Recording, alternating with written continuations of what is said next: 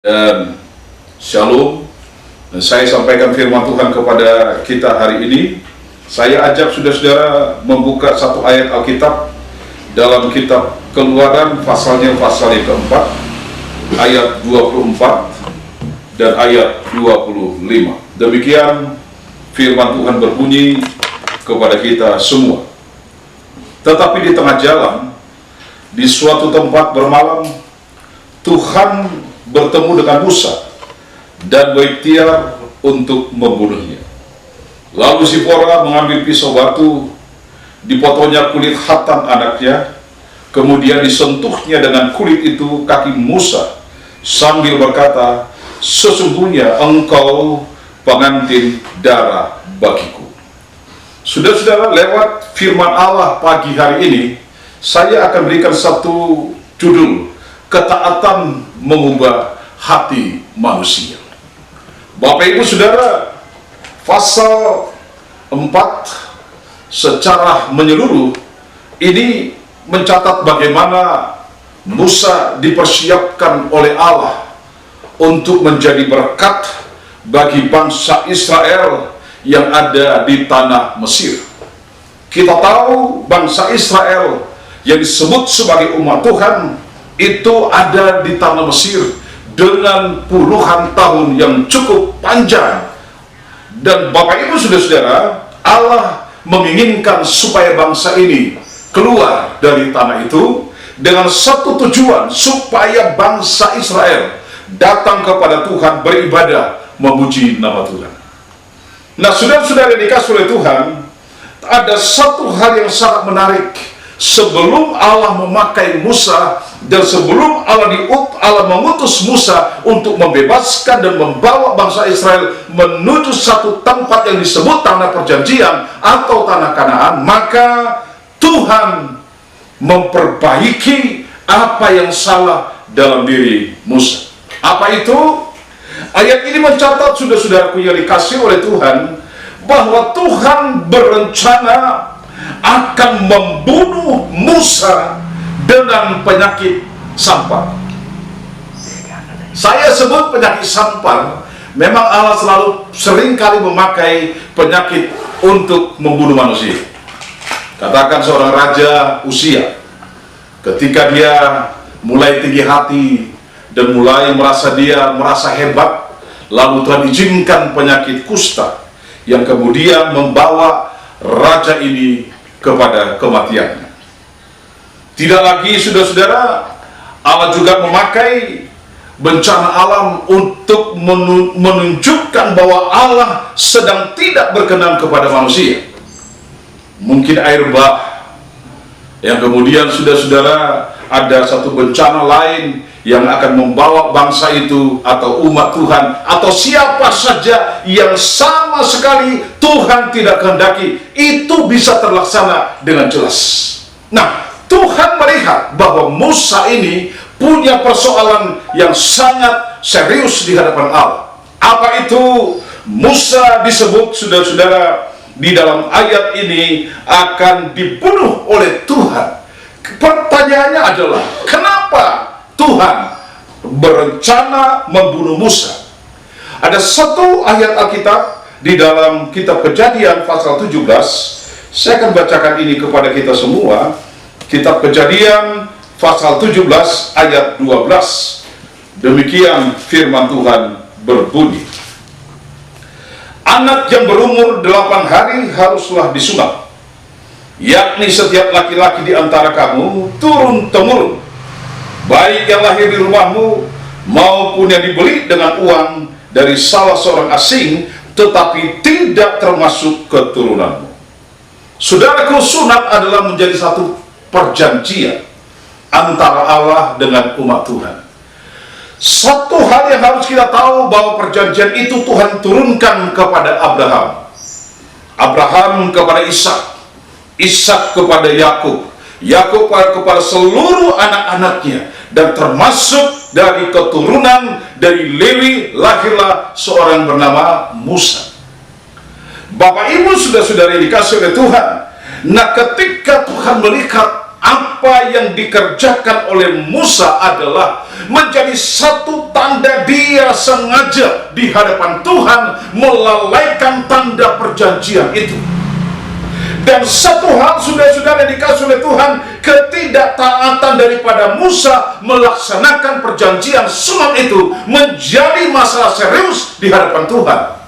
Sebab itu Tuhan merencanakan membunuh Musa.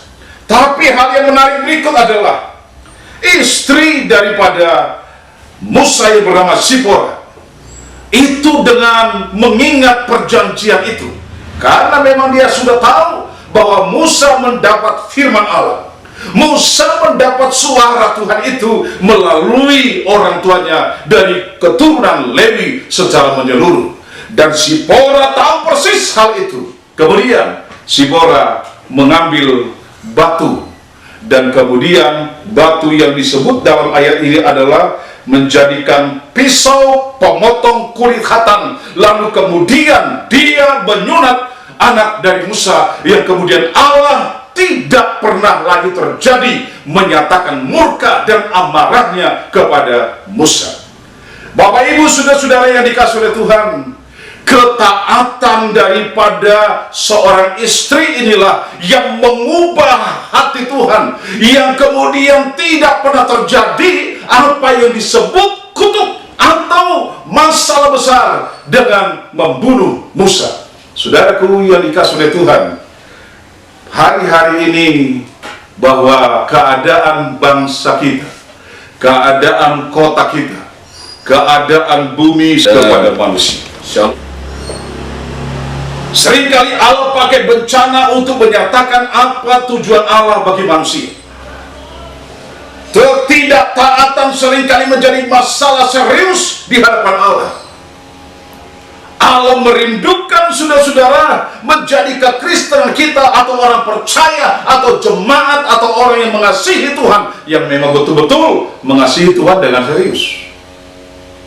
Taat, setia adalah menjadi satu kunci untuk menyenangkan hati Allah dan membuat Allah dimuliakan dan memberkati kita sebagai umat Tuhan. Saudaraku yang dikasihi oleh Tuhan, ketidaktaatan itu menjadi satu persoalan yang membawa malapetaka bagi banyak orang. Tidak sedikit ada banyak orang mengalami kerinduannya untuk diberkati, tetapi sulit dalam hal berkat. Ada penyakit yang membawa kesusahan, ada persoalan beban berat yang membawa kesulitan yang terus berkepanjangan, ada kegagalan, ada persoalan-persoalan yang mungkin dihadapi dalam pekerjaan, dalam rumah tangga, baik pekerjaan-pekerjaan di mana dia mengerjakan pekerjaannya susah dan sulit untuk melihat keberkatan daripada Tuhan. Saudaraku, ketaatan yang dimulai oleh seorang wanita yang bernama Zipora membuat Allah bersukacita. Saudara, pada pagi hari ini saya ajak saudara melihat ayat lain terkait dengan ketaatan yang memuliakan Tuhan. Kitab Ibrani pasalnya pasal yang kelima. Saya ajak saudara melihat satu ayat Alkitab dalam kitab Ibrani pasal 5 ayat 9. Demikian firman Tuhan berbunyi, ayat 8 dan ayat 9, dan sekalipun ia adalah anak yang dimaksud ini adalah Yesus, ia telah belajar menjadi taat dari apa yang telah dideritanya, dan sesudah ia mencapai kesempurnaannya, ia menjadi pokok keselamatan yang abadi bagi semua orang yang taat kepadanya. Saudaraku, Yesus menjadi satu teladan terkait dengan ketaatan. Dan ketaatan daripada Yesus itu dimulai dia datang ke dunia sampai kepada kematian. Ketaatan itu adalah kepatuhan. Ketaatan itu adalah kesungguhan mendengar, melakukan apa yang Tuhan mau dalam hidupnya. Dan Bapak Ibu Saudaraku yang dikasihi oleh Tuhan, ketaatan itu menjadi pokok keselamatan membawa setiap orang percaya untuk di bumi sementara ini menikmati bagian dari Tuhan melakukan berkat dan pertolongan dalam hidup kita. Jadi ketaatan ini sudah menjadi satu kesukaan dari Allah. Sebabnya pada pagi hari ini mari saya ajak kita seluruh jemaat Philadelphia belajar untuk menjadi patuh, taat kepada Tuhan. Abraham suatu ketika dipanggil oleh Tuhan. Dia berkata, Abraham, sekarang bawa anakmu Ishak, persembahkanlah anakmu itu sebagai korban persembahan bagiku, dan itu sangat menyenangkan hatiku. Abraham adalah orang yang percaya Tuhan. Abraham adalah orang yang taat akan Tuhan. Abraham adalah orang yang patuh akan suara Tuhan.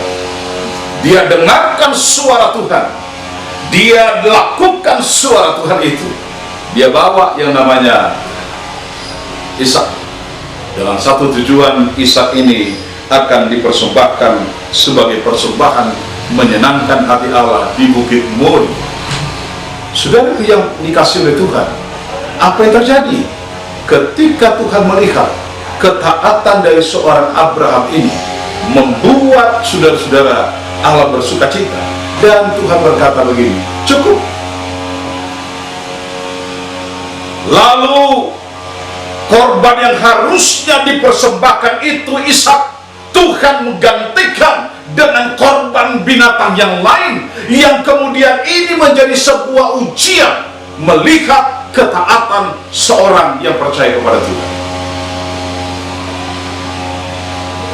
Bapak Ibu Saudara, ketaatan kita, kepatuhan kita hari-hari ini diuji oleh Tuhan dengan mengizinkan apa yang menjadi menyulitkan, menyusahkan banyak orang di bangsa ini. Ketaatan kita di dalam beribadah, ketaatan kita melakukan kebenaran, ketaatan kita untuk sungguh-sungguh setia, untuk bersuka cita di dalam segala keadaan suksa ataupun suka. Tuhan sedang uji kita. Satu hal yang Tuhan mau, ketika ketaatan ini kita munculkan dari hidup kita, maka inilah pokok keselamatan yang datangnya dari Tuhan kepada kita, dan Allah akan menghentikan segala apa yang disebut dengan malapetaka, dengan menjadikan sesuatu yang indah, yang baik bagi umat. Allah pasti menggantikan kesusahan menjadi sukacita. Allah sanggup mengubah penyakit menjadi kesembuhan. Allah sanggup mengubah kelemahan menjadi kekuatan. Allah sanggup mengubah yang tidak mungkin menjadi mungkin. Dan inilah yang ditampilkan oleh Sipora, menjadikan Musa tidak lagi mengalami kesusahan yang datangnya dari Tuhan, tetapi keberkatan yang sangat luar biasa. Biar pesan dari firman Allah ini mengajak kita hari-hari ini, kita mau belajar untuk taat, untuk patuh, untuk setia kepada Tuhan di dalam segala hal, supaya Allah dimuliakan, kita diberkati sampai selama-lamanya.